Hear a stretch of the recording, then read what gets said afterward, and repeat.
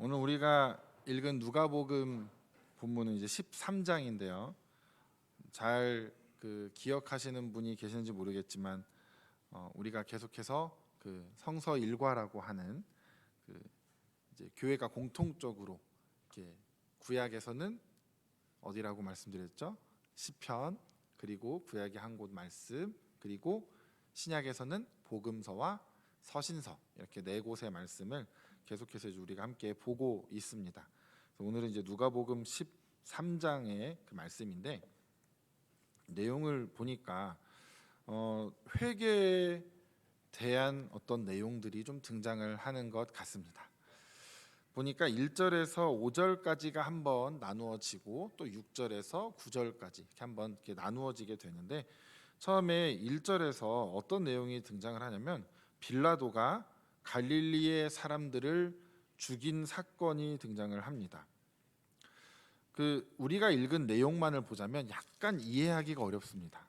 좀 너무 어렵게 써놨습니다. 빌라도가 어떤 갈릴리 사람들의 피를 그들의 제물에 섞은 일로 예수께 아뢰니, 무슨 말인지 저도 처음에 이게 무슨 말일까 했는데, 성경의 옆에 보면은 이렇게 해석이 좀 달려 있는 책들도 있고, 또 이제 주석책을 찾아보고 이렇게 해보면 이제 이해가 금방 되는데, 제가 세번역 성경으로 한번 읽어드리겠습니다.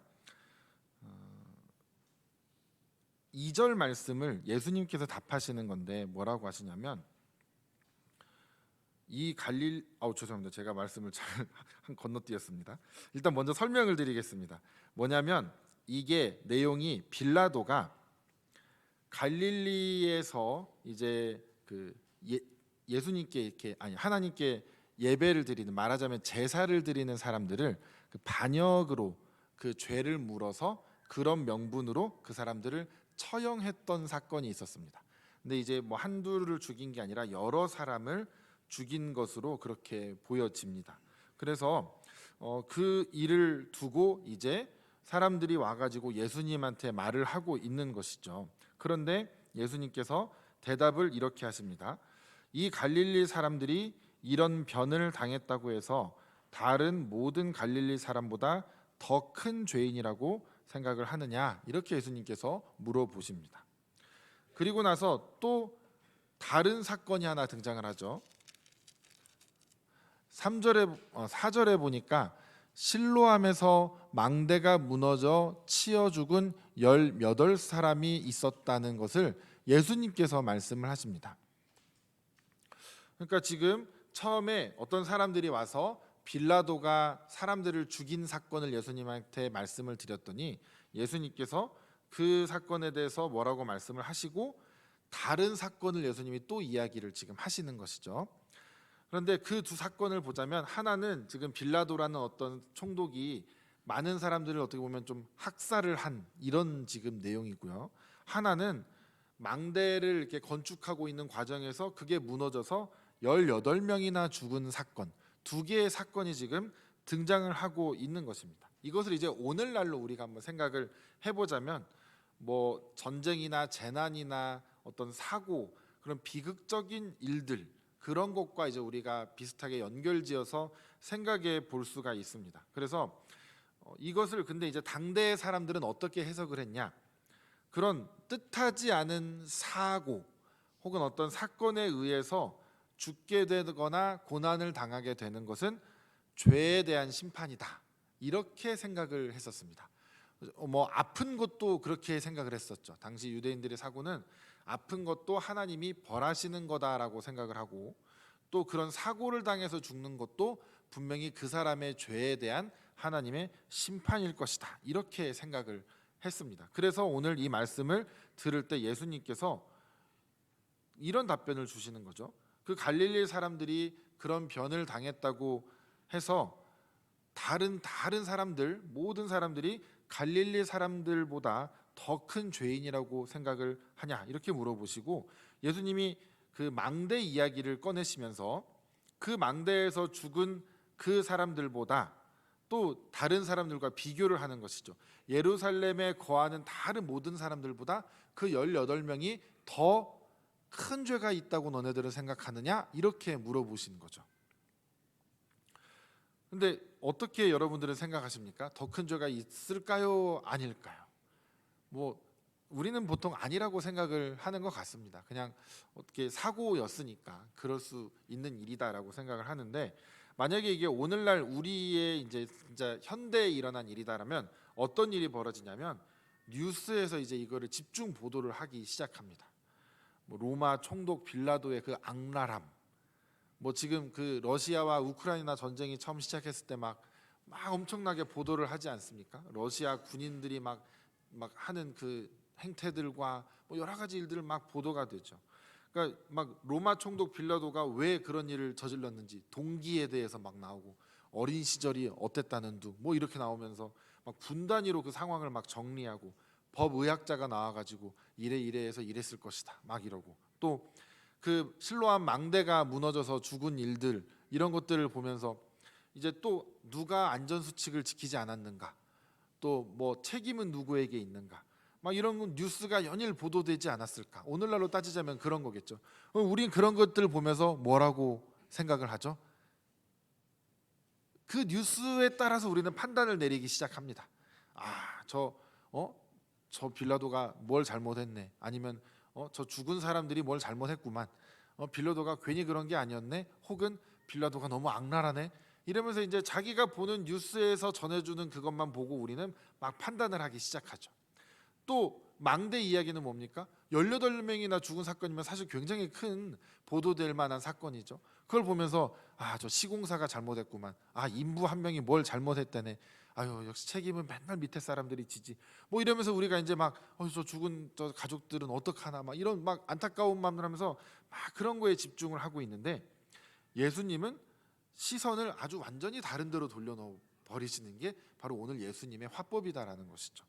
예수님은 거기서 그 갈릴리 총독이나 거기 죽은 사람들에 대한 얘기를 계속하고 있는 것이 아니라, 그 사람들이 죽은 것, 그게 정말 그 사람들이 죄가 커서 그렇다고 생각을 하느냐? 그럼 여기 있는 모든 사람들은 그 사람들에 비해서 특별히 깨끗하다고 생각하냐? 그럼 너는 어떠냐? 이렇게 예수님은 지금 질문을 던지고 계시는 것이죠. 그래서 그 시선을 우리 스스로에게 향하게끔 하십니다. 3절에 이렇게 말씀하시죠. 너희에게 이르노니 아니다, 너희도 만일 회개하지 아니하면 다 이와 같이 망하게 된다, 이렇게 말씀을 하시는 겁니다. 또 망대 이야기를 하시고 5절에 똑같이 또 말씀하시죠. 너희도 만일 회개하지 아니하면 다 이와 같이 망할 것이다, 이렇게 말씀을 하십니다. 항상 예수님께서는 어떤 사건과 무슨 일들이 있을 때 우리가 그것들을 보면서 여러 가지 생각을 가지고 의견을 나누고 이야기를 하게 되는 게 당연한 것 같지만, 예수님은 그러기 전에 먼저 너 자신을 좀 돌아보아야 되지 않겠냐, 이것을 우리에게 말씀해 주고 계시는 겁니다. 그래서 우리가 그런 생각들을 이 과정을 통해서 깨뜨리게 됩니다. 저 사람은 죄가 많아서, 저 사람은 뭘 잘못해서, 나는 반대로 그럼 나는 저 사람보단 조금 그래도 낫지 않나, 이런 생각하는 것 자체를 예수님은 아예 깨 부수는 겁니다. 누가 누구보다 더 죄가 크고 많고를 이렇게 저울질하는 것 자체가 애초에 잘못된 접근이다라는 것이죠. 다른 사람의 죄에 대해서 관심조차 갖는 것을 원하지 않으시는 것 같습니다. 남의 죄가 어떻다, 그 사람이 뭘 잘못했다, 그 사람이 이게 문제다, 그 사람은 이래서 그랬다, 저래서 그랬다, 그러니 이래도 되지, 이런 말들이 많이 오가는데, 그리스도인들에게서도 그런 말들이 여전히 오가고 있다라는 거. 그 통계에 보면요, 제가 아주 옛날에 봤던 통계라 정확하진 않지만 그리스도인들, 특히나 보수적인 교단 혹은 교회의 그리스도인들일수록 남의 죄에 대해서 관대하지가 않답니다. 그렇게 교육을 받은 거죠. 죄라는 건, 정죄하는 게 너무 익숙한 삶을 살아온 거죠. 그러니까 남의 죄를 봐도 용서할 생각을 하지 않고 저 죄는 뭐가 문제야 이렇게 되는 거죠. 예수님은 우리 죄를 사해 주셨는데 그거는 온데간데 없고, 남의 죄, 내 눈에 있는 들보는 보지 못하고 그 들보의 틈으로 남에 있는 이 티끌을 잡아내는 우리의 아주 치밀하고 노련한 모습들이 아주 우리에게 팽배해 있다라는 것이죠. 예수님은 그런 사건에 대해서 다루는 거는 아직 우리는 그 출발점에 서는 것조차 허용을 하지 않으시는 겁니다. 일단 너희들의 죄는 지금 괜찮냐? 말하자면 당신의 영혼은 지금 평안하십니까? 이런 질문을 예수님이 좀 강하게 던지는 겁니다. 너는 회개했니? 너는 지금 오늘 죽으면 너는 어디 갈 거라고 생각하는데 넌 그런 말을 그렇게 쉽게 하고 있냐? 이런 말들을 지금 막 던지고 계시는 거죠. 심하게 말씀하시지 않습니까? 너희도 회개 안 하면 너 망할 거야. 너도 이와 같이 망한다는 거잖아요. 그럼 뭡니까? 너도 죽어 임마. 예수님이 이렇게 지금 말을 던지시는 겁니다. 얼마나 센 그 단어 사용입니까? 얼마나 센 말입니까? 그게 우리에게 주시는 경고입니다. 그러니까 여기서 우리는 적용을 해볼 수가 있겠죠. 여러 가지 사건과 재난을 우리가 볼 때 거기서 정죄하는 것을 우리가 너무나 쉽게 접근하는 것은 아닌가. 그런 것들을 보면서 나를 돌아보며 나를 회개하는 기회로는 삼고 있지 못하지는 않은가. 우리가 그것을 봐야 하는 것이죠. 그러면서 내 삶에 회개해야 할 죄는 무엇인가? 왜 그럽니까?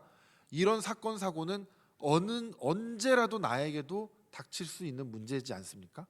그럼 내가 회개하지 않고 주님을 온전하게 믿지 못하는데 내가 오늘 갑자기 그런 사고를 당해서 죽었다고 한다면 어떻게 하겠습니까? 뭐 그건 돌이킬 수 없지 않습니까? 그러니까 우리가 우리의 영혼에 대해서 늘 잘 면밀하게 검토하고 또 죄 지은 게 없나 우리는 늘 살펴야 하는 것입니다. 그래서 이런 질문이 던져질 때 회개를 해야 된다. 너희들도 회개해야 된다. 우리 회개합시다. 이런 질문이 던져질 때 우리 안타까운 게 그런 겁니다. 회개해야 할 누군가가 머리에 떠오르는 경우들이 가끔 있습니다. 그렇죠? 아이고 저 사람 저거 회개해야 되는데, 저 사람 저거 빨리 돌이켜야 되는데, 만약에 이런 그 누군가가 내 뇌리에 살짝 스치고 간 경험이 예배 드리는 가운데 한 번이라도 계셨다면 이제 심각한 상태에 나는 빠졌다 이렇게 생각을 하시면 됩니다. 남 걱정할 때가 아니다라는 거죠. 근데 우리가 참 놀라운 건 뭔지 아십니까? 복에 대한 말씀, 어떤 우리가 그 평안을 누리는 말씀, 이런 것들이 선포되고 그런 것들을 읽을 때는 나와 내 가족들을 딱 떠올립니다. 그래, 맞아, 우리 가족이 그런 복을 받게 해주세요, 주님. 주여 오늘도 평안하게 해주시옵소서. 주여 그 복을 우리가 받기 원합니다. 그런데 회개와 뭐 사랑해라, 용서해라, 봉사해라, 회개해라 이런 건 주여 참 아시죠? 더 말 안 해도 내 생각, 내 가족들이 못하고 있는 건 생각을 절대 안 하죠. 못하고 있는 누군가를 떠올리면서 아유 저희가 빨리 깨달아야 될 텐데, 불구덩이에 앉아서 그 생각하고 있는 겁니다. 지금 내가 불구덩이에 앉았는데 뜨거운 것도 모르고 지금 다 내 살 다 타들어가고 있는데 지금 그걸 모르고 있는 겁니다. 말하자면 다이너마이트의 도화선이 지금 타들어오고 있는데 나는 저기 다른 사람 보고 걱정하고 있는 거죠. 우리 그렇게 되면 안 되지 않겠습니까? 우리의 영혼이 지금 어디로 가고 있는지도 모르면서 남의 영혼 걱정하고 있을 때입니까? 그 정말 위험한 겁니다. 예수님이 그러면서 다른 비유를 이야기하기 시작하십니다.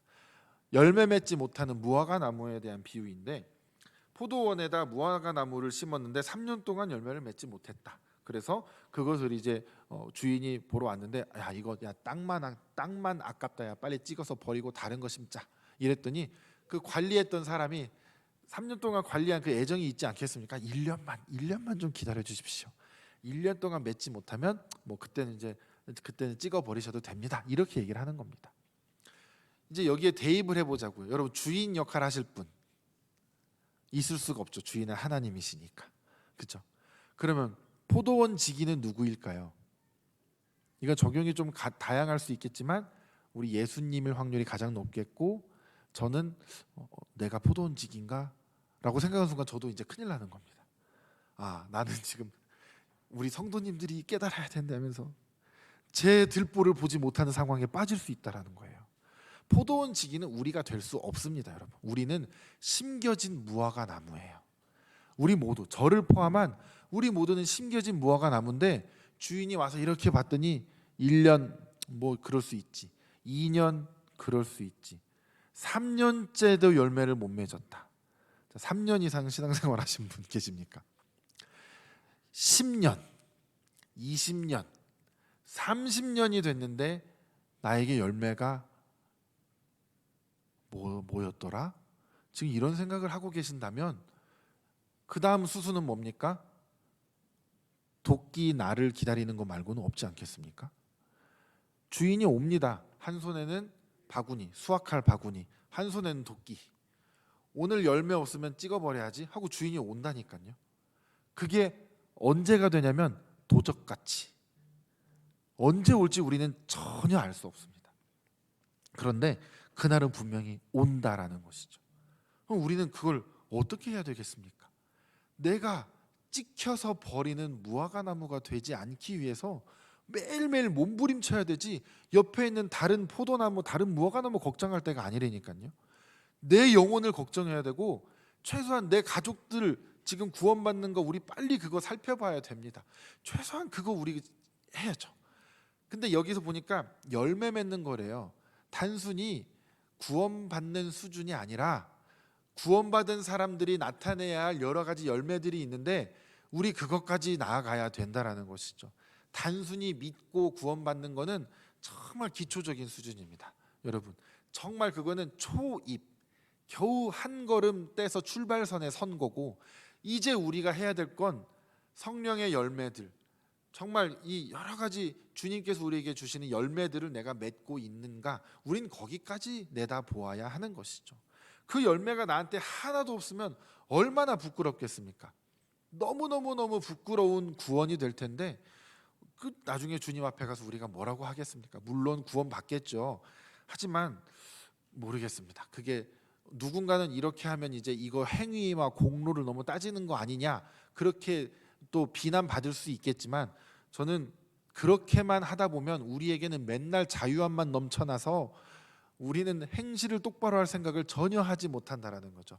근데 우리 하나님이 무서운 분이다라는 것도 잊어버려서는 안 됩니다. 저는 그 청소년들, 뭐 아동부들이 그 하나님이 자꾸 설교를 하다 보면 자꾸 하나님이 누구를 많이 죽이시거든요. 어쩔 수 없이 나와요. 애들이 은연중에 무서운 하나님으로 기억을 많이 하고 있습니다. 그래서 그런 얘기들을 할 때는 이제 사랑의 하나님에 대한 걸 일부러 더 얘기를 막 해주죠. 그런데 그 얘기만 우리가 자꾸 귀가 이렇게 커져가지고요, 뭘 이렇게 듣거나 볼 때도 유튜브에서도 이 복에 대한 말씀, 사랑에 대한 말씀, 위로에 대한 말씀, 이런 거 들을 때는 이렇게 쫑긋하고 듣고, 책망하는 말씀을 이렇게 넘기던가 이렇게 넘기면서 다른 걸 찾아봅니다. 그런데 좋아하는 게 하나 있죠. 지식을 쌓아주는 유튜브는 또 좋아해요. 말씀을 풀어주고 뭐 하고 이런 것들 우리가 열심히 또 봅니다. 재밌거든요. 지식이 쌓여가는데 회개는 안 하는 이 괴물이 나를 보지 못하는 거예요. 괴물이 지금 핸드폰을 들고 막 이렇게 보고 있는데 내가 괴물인지 나만 몰라요. 어떻게 합니까, 진짜? 우리 정말 큰일 납니다, 여러분. 우리 다 함께 지옥에 갈까요? 아니면 우리 다 같이 주님 나라에 들어가겠습니까? 저도 무사하지 못할 수 있고요, 여러분들도 마찬가지일 수 있다라는 겁니다. 무화과나무라는 건 관상용이 아니죠. 열매를 맺기 위한 나무입니다. 주님은 우리에게 언젠가 그 열매를 요구하신다라는 겁니다. 그래서 하나님은 우리에게 열매를 기대하신다. 그런데 그 열매를 맺지 못할 땐 쓸모없는 나무가 된다라는 것이죠. 그래서 우리가 항상 깨어 기도해야 하는 것입니다. 오늘 우리에게 주어진 본문이 이 누가복음 복음서 외에 이제 서신서와 다른 본문들이 있습니다. 그 중에 고린도전서 10장을 보면 출애굽했을 당시 이스라엘 백성들에 대한 이야기가 조금 등장을 하는데요. 5절에 보니까 앞은 더 있지만 짧게 5절 한번 보시면 이렇게 나옵니다. 그러나 그들의 다수를 하나님이 기뻐하지 아니하셨으므로 그들이 광야에서 멸망을 받았느니라. 무섭지 않습니까? 근데 6절에 보니까 이러한 일은 우리의 본보기가 되어 우리로 하여금 그들이 악을 즐겨한 것 같이 즐겨하는 자가 되지 않게 하려 함이니. 또 9절에 보니까 이런 말씀이 있습니다. 어떤 사람들이 주를 시험하다가 뱀에게 멸망하였나니 우리는 그들과 같이 시험하지 말자. 지금 바울이 이런 것들을 막 지금 고린도 교회에다 가르치고 있는 겁니다. 너네 성경 안 읽었냐? 이스라엘 백성들이 걸어온 그 길을 니네 지금 가고 있는 거 왜 모르냐? 빨리 깨달아야 된다. 그걸 얘기하는 겁니다. 감히 하나님을 시험하려고 들지 마라. 하나님을 시험하려고 했던 사람들은 다 멸망을 받았다라는 것입니다. 근데 우리 시험이 뭐 다른 거겠습니까? 우리가 어느 누가 내가 하나님을 시험해 봐야지, 테스트해 봐야지 하면서 그러시는 분 계십니까? 내가 오늘 저 사람 욕을 아주 그냥 신명나게 하고 하나님이 나를 벌하시나 볼까? 내가 아니면 어디 가서 물건을 훔치거나 돈을 안 내고 도망 나온 다음에 하나님이 나를 가만히 두시나 볼까? 우리 이런 건 안 하잖아요. 하시나요? 우리 이런 수준은 아니잖아요. 근데 우리가 죄의 선택에 놓일 때가 가끔 있습니다. 또 내가 이렇게 살아야지 했는데 다음부터 하지, 이런 것들도 있죠. 또 내가 이건 끊어내야 되는데 뭐 다음 주부터 하지, 내년부터 하지, 이런 것들도 있습니다. 종류는 다양하게 있는데 하나님이 원하지 않으시는 것은 내가 분명히 알고 있는데 그것을 행동으로 옮기지 못할 때가 있습니다. 그런데 괜찮더라고요. 끊어내지 않아도 난 여전히 잘 살고 있고, 전 여전히 목사고, 여전히 설교도 하고 있어요. 그렇죠? 새로운 좋은 습관을 기르기 위해 주님 제가 이제 이것 좀 해보려고 합니다라고 해놓고선 하지 않는데 여전히 저는 또 강단에 서 있고 또 설교를 하고 있습니다. 그러면서 이제 무슨 생각을 하냐면 안 해도 괜찮구나. 무의식 속에 자리 잡습니다. 그게 안 했더니 하나님이 제가 강단에 올라다 다리가 똑 부러져가지고 제가 자빠져가지고 오늘 설교를 못해서 병원에 실려가지 않는 이상 깨닫지를 못하는데 그게 괜찮은 줄 알고 저는 또 그냥 그렇게 살던 그 모습 그대로 살다가 여러분들 앞에 지금 하나님 앞에 감히 서 있는 겁니다. 제가 깨끗할까요? 제가 죄가 없을까요? 여러분들도 과연 그럴까요? 우리 그렇지 않습니까? 말하지 못하는, 꺼내놓지 못하는 우리의 부족하고 참 수치스러운 부분들이 얼마나 많습니까? 그런데 그게 계속 사니까 또 사라지고, 이런 제가 설교를 했더니 은혜 받았다는 사람들이 나타나는데 그러니까 제가 그럼 또 계속 설교를 하고, 사실은 저의 죄를 요만한 죄라도 제가 정말 부끄럽게 여긴다면 제가 그런 고백을 해야 맞지 않습니까? 제가 사실은 강단에 설 자격이 저는 없습니다. 이렇게 제가 강단을 거부하든지 그 죄를 해결하든지 둘 중에 하나를 해야 되는데 그 죄는 감춰주고 뻔뻔하게 주님 저의 허물은 덮어주시고 주님의 말씀만 선포되게 하여 주시옵소서. 감히 뻔뻔하게 이런 기도를 하면서 저는 말씀을 전하고 있습니다. 이 뻔뻔한 겁니까? 정말 죄를 자각하고 있는 거라고 봐야 되는 겁니까? 알 수가 없죠. 우리 다 그렇게 약간 뒤죽박죽 엉킨 대로 살아가고 있는 거 아닌가요? 그러면서 그냥 내가 한번 살아났다, 다음에도 괜찮겠지, 이렇게 의식은 하지 않는데 우리도 모르는 사이 괜찮으니까 넘어가면서 그 죄를 계속해서 놔둔 채로 살아간다라는 것이죠. 그게 하나님을 시험하는 거다라는 겁니다. 내가 의도적으로 시험하는 것 같진 않지만 내 무의식 속에 사단의 교묘한 그런 속셈에 우리는 이미 넘어가서 나도 모르게 나를 정결하게 하는 그 뼈아픈 그런 자리에 나를 쳐서 복종시켜서 막 어떻게든 몸부림치려고 하는 그 훈련을 하지 않는 것이 하나님을 지금 시험하고 있는 것이다, 그 말씀을 드리는 겁니다. 그리고 저도 그것을 하지 못한다라는 걸 여러분들께 또 고백을 하는 것이죠. 그래서 바울 사도가 12절에 이렇게 말합니다. 그런즉 선줄로 생각하는 자는 넘어질까 조심하라. 그러니까 우리는 난 요즘 괜찮아, 나 요즘 그래도 이 정도면 괜찮지 않나? 신앙생활인데 딱히 문제 없고 내 자식 새끼들 괜찮고 나 괜찮고 그때가 제일 위험한 때일 수 있다라는 걸 우리 생각하자라는 것입니다. 무서운 말씀입니다. 우리를 돌아보고 단돌이 하지 않으면 큰일 날 수 있다라는 말씀을 아무렇지 않게 짧은 한 줄로 지나가죠. 선줄로 생각하는 자는 넘어질까 조심하라. 그냥 슥 지나갈 수 있는데 정말 무서운 말씀인 줄 우리가 알아야 된다는 거죠. 그러면서 13절에 이렇게 말합니다. 사람이 감당할 시험 밖에는 너희가 당한 것이 없나니. 너무 잘 아는 말씀 아닙니까? 아주 유명한 말씀이죠. 우리가 그래서 이걸 누구에게 위로할 때도 쓰기도 하고 우리 스스로에게 적용도 하고 합니다.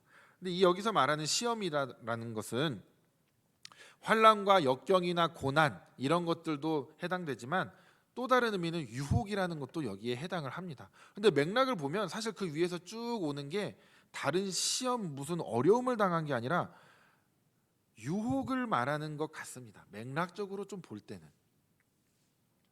그러면은 여기서 무엇을 말하는 걸까? 우리가 유혹의 상황에 놓이게 된다. 그런데 바울 사도는 그렇지만 그것 너희들이 감당할 수 있는 거야. 그 유혹에 넘어가지 마라고 우리에게 지금 말하고 있는 겁니다. 물론 그것마저도 넘어갈 수 없는 사람은 하나님이 시험에 들지 않도록 또 보호해 주시는 과정들이 있겠지만 우리가 그것을 우리 앞에 놓여 있을 때 덜썩 그것을 물지 말고 그 유혹에 넘어가지 말자라는 것을 우리에게 지금 가르쳐 주고 있는 것이죠. 그래서 11절 다시 위로 또 올라가 보면 그들에게 일어난 이런 일은 본보기가 되고 또한 말세를 만난 우리를 깨우치기 위하여 기록되었다.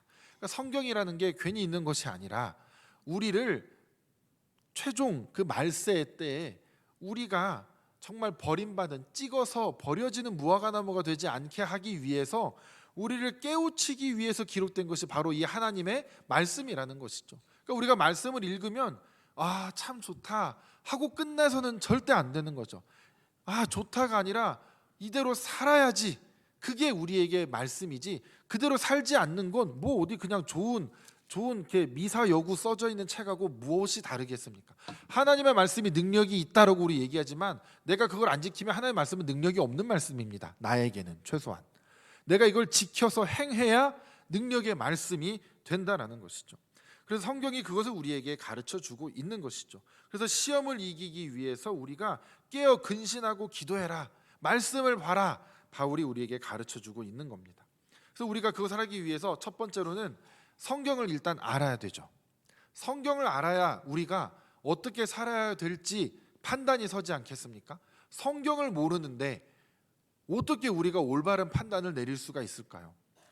교회에서 박지훈 목사가 그렇게 교육 받자고 얘기하는데 그 교육을 안 받으면 뭘 알겠습니까? 물론 사람마다 각자 상황에 따라서 지금 가능한 시간이 있고 이런 거에 따라서 지금 이제 하시는 분들도 있고 조금 나중에 하시는 분들도 있고 이렇지만 어쨌든 모든 분들이 그 교육을 다 받을 때까지 저는 계속 할 거니까 여러분들 어차피 언젠간 하게 될 거다 이 생각은 갖고만 계시면 됩니다. 그럼 제가 쓱 찾아갈 거예요. 그런데 그 교육 자체를 나는 받기 싫습니다 라는 태도는 굉장히 문제가 있는 태도입니다. 제 스스로 생각하기도 그렇지만 하나님 보시기도 그러지 않을까 싶거든요. 왜냐하면 안 배우겠다라는 거거든요. 다음에 할게요. 언젠가 할게요. 이거는 오케이, 괜찮습니다. 다음에 할지 안 할지 모르겠지만 괜찮다고요. 그렇지만 저는 좀 그런 거는 좀 안 맞아요. 이렇게 말하는 건 왜지? 라는 생각을 제가 갖게 하거든요. 그러면서 이해도 물론 하긴 해요. 그분 나름대로의 공부 방법이 있을 거고 그렇지만 그러면 그 공부 방법은 최소한 정말 잘하고 계셔야 됩니다. 제가 여러분들과 함께하는 성경 공부와 제자 훈련만이 답이라고 생각은 하지 않아요. 당연하죠. 여러분들 스스로 보는 성경 그리고 해석하는 능력이 저보다 훨씬 탁월할 수 있고 여러분들이 찾아서 듣는 어떤 것들이 더 나을 수 있어요. 그렇지만 그거 진짜 제대로 안 하고 있으면 큰일 날 수 있다라는 그런 마음은 최소한 갖고 계시고 하자라는 겁니다. 제발 여러분 죽을 때까지 교육받는 거다라고 제가 매일 말씀하시죠. 조만간 제가 현수막 하나 뽑아가지고 교회 어딘가에 붙여놓을 거야. 죽는 날까지 배우자. 배움을 멈추는 날이 죽는 날이다. 그렇죠. 제 집에 하나 그 미국에서 제가 사온 게 하나 있거든요. You can 왜 그러시죠? 네. 뭐냐면 you can sleep when you die. 그게 커피 선전이거든요. 그러니까 옛날에 엄청나게 열심히 일할 때 뭐냐면 커피로 이렇게 잠을 깨라 이런 선전인데 너는 죽을 때 잘 수 있어 그 말이거든요. 정말 사람을 인격을 전혀 존중하지 않고 일만을 위해 살아가던 그 시대에 이제 약간 블랙 코미디 같은 건데 재밌어서 이제 가져다 저 집에다 붙여놨어요. 근데 그런 거예요. 여러분, 나는 이제 그만 배워도 되지 않나라고 생각할 때가 가장 위험한 때라는 걸 좀 제발 기억하셨으면 좋겠습니다. 그래서 어떤 신학자가 얘기하지 않습니까? 하나님을 가장 잘 안다고 생각할 때가 하나님으로부터 가장 멀리 있는 때다. 이런 말들이 괜히 나오는 게 아니거든요. 유튜브들 많이 보시지 않습니까? 여러분, 제가 조사를 좀 한 책을 이제 가지고 왔습니다. 통계로 여러분들에게. 자, 2025년 조사에 의하면 한국인 19세 이상 성인들은 평균 하루에 1시간 47분 동안 유튜브를 한대요. 놀랍지 않습니까? 30분 이하라고 응답한 사람은 18%밖에 안 된다고 합니다.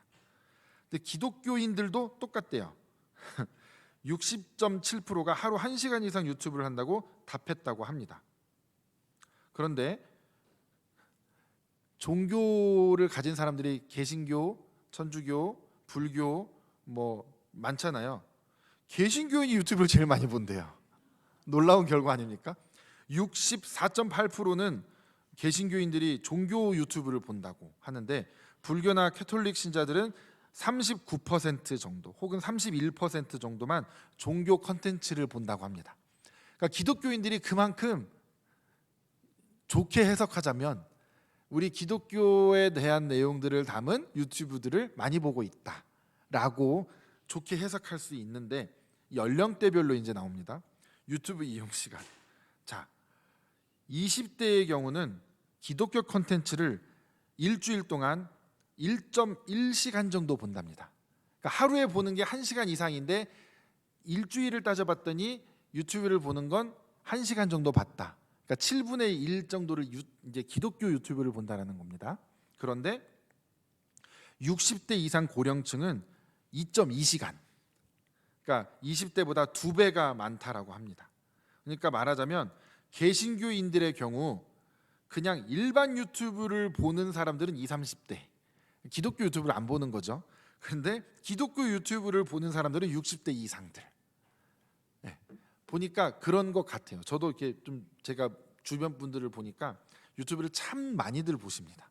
그래서 막 뭐 영상도 보내주시기도 하고 뭐 저희 뭐 이렇게 가족들 방에도 막 그런 게 막 올라오기도 하고 뭐 이런 거 보면 아 우리 부모님들도 보고 계시는구나 이렇게 알 수가 있거든요. 그러니까 그런 것들을 이제 보는 거죠. 그런데 여러분 유튜브를 볼 때 어떻게 봐야 될까요? 그런 건 교육 받으신 적이 없죠. 성경을 읽는 거는 그래도 어느 정도 교회에서 교육을 하는데 유튜브 보는 법은 가르쳐 주는 데가 없습니다. 그렇죠? 근데 여러분 유튜브를 볼 때 분별을 좀 하십니까? 알고리즘이 얼마나 무서운지 아십니까? 내가 좋아하는 것만 계속 보여주거든요. 막 저도 어느 날은 유튜브를 보는데 제가 약간 그 집중력이 좀 이렇게 안 될 때가 있는데 유튜브를 하나 딱 뭘 보려고 찾아서 클릭을 했는데 관련된 게 막 나타나잖아요. 그럼 이거 보면 이거 그 다음에 넘어가면 안 나타날 때가 있잖아요. 이거 어떻게 해야 되지? 해서 그 새로운 창을 여는 그 기능이 있거든요. 그래서 창을 열어놓고 하다 보니까 창이 한 10개가 열려 있어요. 제가 보고 싶은 유튜브는 창이 10개가 열렸는데 저는 아직 한 개도 안 봤는데 10개가 열려 있습니다. 막 이렇게 막 찾아서 보게 될 때가 있습니다. 그런데 그게 과연 우리는 올바르게 청취를 하고 있냐라는 것이죠. 그러니까 그런 거 괜찮아요. 아나운서들이 읽어주는 성경, 성경을 읽어주는 거 괜찮지 않습니까? 찬양 틀어놓고 우리가 뭐 일도 하고 뭐 또 설거지도 하고 할 수 있지 않습니까? 그런데 이제 조심해야 될 건 목사도 뭐 아무것도 아닌 사람들이 하는 유튜브 내용들 그런 것들도 우리가 좀 조심해야 될 필요가 있고요. 목사일지라도 굉장히 어떤 한 내용만 굉장히 편향되게 얘기하는 것들도 우리는 좀 조심해야 됩니다. 결정적으로 유튜브를 보면서 우리는 그것을 나에게 삶의 실천으로는 얼마나 갖고 있는가 이런 부분도 우리는 계속해서 점검을 해야 하는 것이죠. 그러니까 이게 성경 외에 그래서 유튜브라는 것이 이제 굉장히 은혜를 준다라고 많은 설문자들이 대답을 했다고 합니다. 기독교인들이. 그런데 목사님들은 위험하다라는 대답이 좀 더 많았고 평신도들은 좋다라는 대답이 좀 더 많았습니다. 뭘 시사하는지는 스스로 좀 아시겠죠. 그러니까 우리가 잘 분별해서 보자라는 것입니다. 그냥 먼저 일단 말씀을 보는 게 우리에게 가장 중요한 줄로 믿습니다. 말씀이 우리에게 가장 기본 교과서입니다. 말씀을 보시고 말씀을 읽고 모르면 또 읽고 그래도 이해가 안 되면 한 번 더 읽고 그래도 모르면 또 읽으면 됩니다.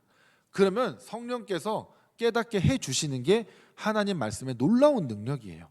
내가 하나님 말씀을 알고자 하는데 하나님이 끝까지 감춰두시는 게 우리 하나님이 아니십니다. 하나님은 분명히 깨닫게 해 주시는 것이죠. 그리고 나서 이제 뭘 해야 되냐? 깨어 기도해야 합니다. 말씀을 읽고 기도하지 않으면 우리는 이렇게 머리만 커진 사람이 되는 겁니다. 지식만 팽창해서 이게 내 삶으로 들어오지 못하는 지식만 가득 찬 괴물이 될 수 있다는 거죠. 우리가 기도하면서 주님, 이 말씀이 저의 삶에서 그대로 녹아지게 해달라고 우리가 간절히 기도해야죠. 그 기도를 하면서 우리가 이제 우리 삶에서 말씀이 그대로 나타날 수 있도록 실천에 옮겨야 하는 겁니다. 그래서 오늘 우리에게 주어진 그 병행 본문이 또 이사야 말씀인데 55장 6절에 이런 말씀이 나옵니다. 너희는 여호와를 만날 만한 때에 찾으라, 가까이 계실 때에 그를 부르라, 이렇게 우리에게 말씀을 하고 있습니다. 그러면서 뭐가 있냐면 악인은 그의 길을, 불의한 자는 그의 생각을 버리고 여호와께로 돌아오라. 그리하면 그가 긍휼히 여기시리라. 우리 하나님께로 돌아오라. 그가 너그럽게 용서하시리라. 제가 여러분 우리 불구덩이에 이런 어려운 무서운 얘기들을 많이 했지만 구약 성경에 그 무서운 것 같은 하나님이 존재하시지만 오늘 우리가 읽은 이 구약의 이사야 말씀은 우리에게 자비의 하나님을 드러내주고 계십니다. 하나님을 찾아라. 즉 뭡니까? 하나님 입장에서 우리에게 이렇게 말씀하시는 거죠. 나한테 오라고, 나에게 기도해, 나를 구하라고. 그러면 내가 너의 모든 악한 거 내가 다 용서해 줄 준비가 되어 있어. 이미 난 용서했어. 그것만 나에게 와서 찾아가기만 하면 된다. 이건데 우리가 그 일을 하지 않으면 우린 위험한 상황에 놓일 수 있다는 거죠. 그래서 하나님께서 돌아와라, 내가 너그럽게 용서할 거다, 이것을 말씀하시면서 8절과 9절에 아주 중요한 말씀 우리에게 주십니다. 이는 내 생각이 너희 생각과 다르다. 내 길은 너희 길과 다르다. 하늘이 땅보다 높음같이 내 길은 너희의 길보다 높고 내 생각은 너희의 생각보다 높다. 이 말씀을 쉽게 말하자면 결국 우리는 하나님의 말씀이 무엇인지 모르면 어디로 가야 할지 모르는 자들이 된다. 즉 하나님의 말씀이 우리를 올바른 길로 갈 수 있게 가르쳐 주는 것이다. 이것을 우리에게 오늘 주어지는 것입니다. 그래서 우리가 오늘 이 말씀, 정말 하나님을 만날 만할 때 찾아야 하는 것이 우리에게 정말 중요한 줄로 믿습니다. 그래서 우리가 말씀을 바르게 알아야 되고 하나님께 정말 뜨겁게 기도하면서 나아가야 하는 것입니다. 우리가 아까 그래서 읽었던 교동문 시편 말씀도 오늘 주어진 말씀 중에 하나인데 거기에도 나옵니다. 내 영혼이 주를 갈망하며 내 육체가 주를 앙모하나이다. 이러면서 하나님을 그 간절히 찾는 모습이 그 시편에 등장을 합니다. 그러면서 왜 찾냐면요, 3절에 주의 인자하심이 생명보다 나음으로. 왜 인자하심을 구하겠습니까? 지금 회개하는 자리에 나아가는 그 시인의 고백입니다. 주님의 인자하심이 없으면 나는 죽을 수밖에 없는 자인 것을 아주 깊이 깨닫는 자의 고백인 것이죠.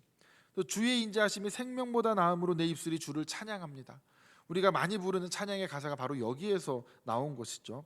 그러면서 나의 평생의 주를 송축하며 주의 이름으로 말미암아 나의 손을 듭니다라고 고백을 하고 있는 것입니다. 그래서 다시 한번 말씀을 정리하자면 우리가 예수님께서 말한 것, 너희들은 그럼 어떤데? 너희들은 괜찮은 거 맞니? 너희도 만일 회개하지 않으면 다 똑같이 이렇게 망하게 될 거다. 이 말씀을 들었을 때 우리가 그럼 어떻게 해야 되는가? 첫째로는 배움의 자리를 찾아야 합니다. 둘째로는 하나님께 간구해야 하는 것이죠. 그리고 솔직해졌으면 좋겠습니다. 나 진짜 예수 믿고 변화된 사람이 맞나?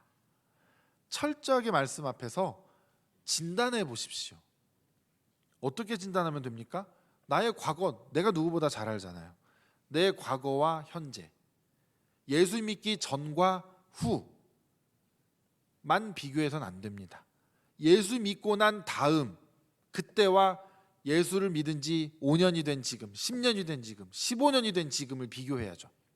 5년 전과나 1년 전과나 계속해서 비교해 볼 때 그전과 나는 나은 삶을, 변화된 삶을 살고 있는가 아닌가를 계속해서 봐야 됩니다. 아니면 나는 지금 위험한 겁니다. 난 계속해서 조금이라도 성장하고 조금 더 변화됐고 조금 더 사랑을 실천하고 있고 한 걸음 한 걸음 나아가고 있다라면 그래도 주님 우리가 그래도 어느 정도 잘 가고 있는 겁니다. 그런데 예전과 비교했을 때 아니면 여러분 진짜 좀 두려운 마음을 가지십시오. 정말 무서운 마음을 가져야 됩니다. 아, 이 말씀에 해당하는 게 나구나. 그 망대 밑에 내가 있었으면 난 정말 큰일 났겠구나. 우리 그런 두려움의 마음을 가지시고 오늘 밤 주님이 우리를 찾아와 만약에 물어보신다면, 얘 너는 10년 됐네 나를 만난 지, 얘 너는 나를 만난 지 5년 됐구나. 그 말의 뜻은 뭡니까? 넌 그럼 뭐가 그렇게 달라졌니? 뭐가 변화됐니? 이걸 우리에게 물어보실 것이다 라는 겁니다. 주님의 한 손에는 수확을 위한 바구니가 있고 한 손에는 도끼가 있다라는 걸 여러분 꼭 잊지 마시고, 우리가 회개해야 할 것들, 회개의 자리에 나아가는 것 잊지 마시기를 주님의 이름으로 부탁드립니다. 주님, 우리가 오늘도 회개에 합당한 열매를 맺는 자들이 되기를 원합니다. 하나님은 우리에게 오래 참으셔서 오늘 말씀 가운데 1년의 유예 기간을 주셨습니다. 그것이 우리에게 1년이 될지 10년이 될지 우리는 알 수 없습니다. 주님, 하루가 될지 이틀이 될지 또한 알 수 없습니다. 우리가 깨어 기도하는 자들이 되게 하시고 말씀으로 나를 정말 조명하는 자들이 되게 하셔서 우리가 회개에 합당한 열매를 맺을 수 있도록 주여 인도하여 주시옵소서. 회개의 기회가 있을 때 그 기회를 놓치지 않도록 주여 우리를 깨워 주시옵소서. 감사드리며 예수님의 이름으로 기도드렸습니다.